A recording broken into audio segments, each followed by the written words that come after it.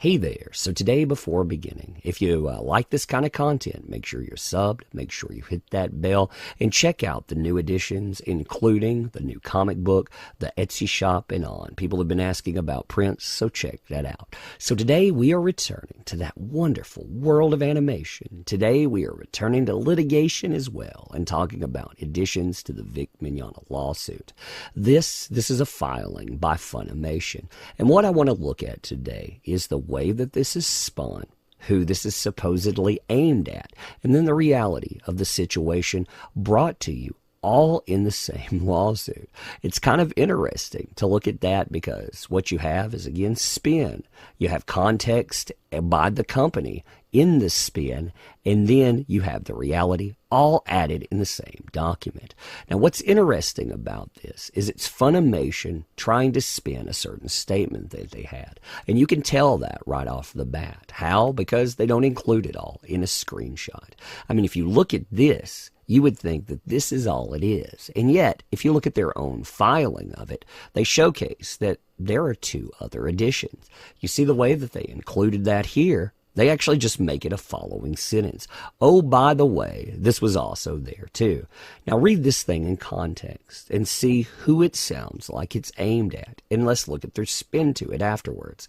So everyone, we wanted to give you an update on the Vic Mignogna situation. Following an investigation, Funimation recast Vic Mignogna. And skipping forward, Funimation will not be engaging Mignogna in future productions. Okay, so they're talking about how they recast and will not be engaging him. Then they go further. Part of our core mission is to celebrate the diversity of the anime community and to share our love for this genre and to support its positive impact on all. We do not condone any kind of harassing or threatening behavior being directed at anyone. Now, what they say here is this is a message of unity. And if you want to look at it that way, okay, if that's your spin to it. However, this, again, is not some separate statement. It is a statement that is directly adjoined to this statement. That's the reality of it. So when you look at it, they're trying to say that it's not actually directed at Vic Mignogna. No, it's directed at the anime community. But again, it's joined to the same message. It is literally right after it.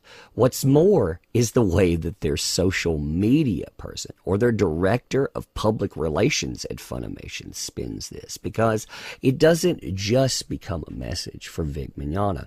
Oh no, it's a message directed at certain people within the fandom, not the fandom itself. No, it's because people stand up and harass. Now that's a really interesting way of looking at the situation, considering you have a company that we know had inconclusive investigations within their company set up before, but they decided to go and to bend to someone saying, hey, you've got a P to the E to the D to the O in your ranks. When they did, they decided to interview two people.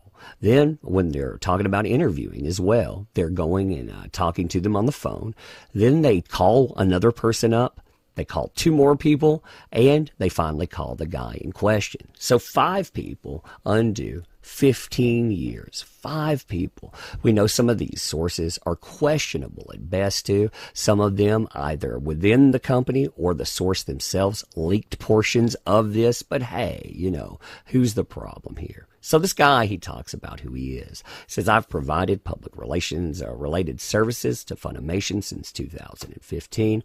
As Senior Director of Public Relations at Funimation, I am familiar with Funimation's media and social media activities, and I monitor media and social media posts related to Funimation.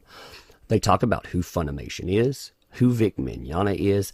Allegations of misconduct against Mr. Mignogna began to receive media and social media attention in January 2019 with the publication of articles by Anime News Network and Polygon.com, as well as tweets and social media posts from members of the anime community. That's an interesting way to put this too. Members of the anime community. Because Twitter, that is totally what we're talking about here. people going in, looking at buzzwords and trying to jump into a situation. Oh yeah, that's members of a community. During this same time and through today, supporters of Mr. Mignogna, many of whom adopted the hashtag IStandWithVic, threatened and harassed members of the anime community and others who supported the women who alleged misconduct by Mr. Mignogna, who used the hashtag KickVic. So when you look at that statement, this is supposed to be pointed at part of the anime community. Basically, it wasn't a middle finger to Vic Mignogna. No, it was a middle finger to certain portions of the fandom because they didn't want to see someone's life and livelihood set on fire. What's more, Funimation has decided to throw in with people that like to burn down companies as well. They've also thrown in with people that say, create hashtags like KickVic that are also saying, why are we celebrating Funimation? When are we going to go out and challenge them because they allowed this type of behavior for 15 years? So yeah, Funimation, good job in choosing your allies there. But continuing on here, by late January, Funimation had received inquiries on social media and from media whether Funimation intended to make any action or make any statement with respect to Mr. Mignogna. Due to the continued publicity surrounding Vic, including the allegations against him about inappropriate treatment of women, Funimation decided to issue a short statement via Twitter regarding its decision to end its relationship with Mignogna, which Funimation did on February 11, 2019.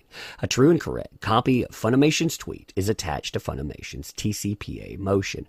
The purpose of the first tweet on February 11th was to inform the anime public of Funimation's decision to end its relationship with Mr. Mignogna. At the same time and in the same Twitter thread, Funimation added the following sentence to its tweet. Part of our core mission is to celebrate the diversity of the anime community and to share our love for this genre and support its positive impact on all. We don't condone any type of harassment or threatening behavior directed at anyone. The purpose of this additional tweet was to respond to the continued heated back and forth among anime fans about Mr. Mignogna and was an effort to encourage civility in the anime community. Funimation nowhere stated or implied in any of its tweets that Mr. Mignogna had engaged in any harassment or intimidation, sexual or otherwise. Now, if we look at the way that that's set up, it doesn't seem to be the way that people took that, So when you're talking about that, you have Monica here, for example, caught in this. If Vic was fired, then Monica should be as well, since both are the cause of problems. Harassing fans, both sides should be recast. This way it's fair until investigation is done seriously. There were multiple investigations with testimony, proof, evidence. Companies don't cut ties without those things. However, that information is classified. I am one of dozens of men and women who participated. Stop harassing me. So, you see the way that this is set up. Then you see her talking about in the same thread, they're going to report people in Funimation's thread. So way to go, Funimation there. Way to go, setting that up. Hey, thanks for the tweet. I've screenshot it and sent it to my attorney and law enforcement. I will not be harassed. Lovely stuff there. Lovely what you throw out. You see voice actors that are participating in this. You see, again, the way that people are building it up, talking about there being multiple people that are having these things discussed with them.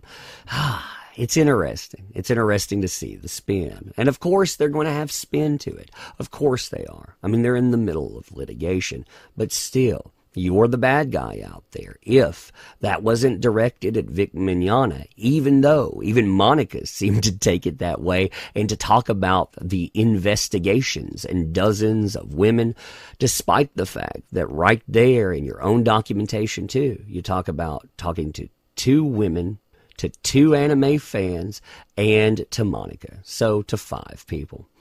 Kind of interesting, isn't it? But anyhow, what do I know there? What do I know? But let me know what you think about this. So if you like this kind of content, make sure you're subbed, hitting that bell for daily notifications, liking videos you like, and if you want to go further, well, there are links in the description. Many of those out there, including the case of the littlest umbrella. 2 comic books associated with this, with one message: we do not have to capitulate and kowtow to people telling us that we can't do. We also set up an Etsy shop so we can throw out different prints. We have quite a few of those out there, but there are going to only be so many. We have artist cards and on. So I want to know what you think about this. Leave me your messages, pro and con. It doesn't matter. I'm curious what you think about what Funimation had to throw out there. Also, I want to end by saying that when these companies, they talk about all of this, they do have a way of dividing fandoms. They love to go out and say, hey, only these people out there are worthy. It's kind of interesting how they forget who empowered those endeavors to begin with. Don't want to be like that, so I want to thank you for your participation in this and all endeavors that you've made possible. I appreciate you, and well, we'll be doing this again very soon, so thank you.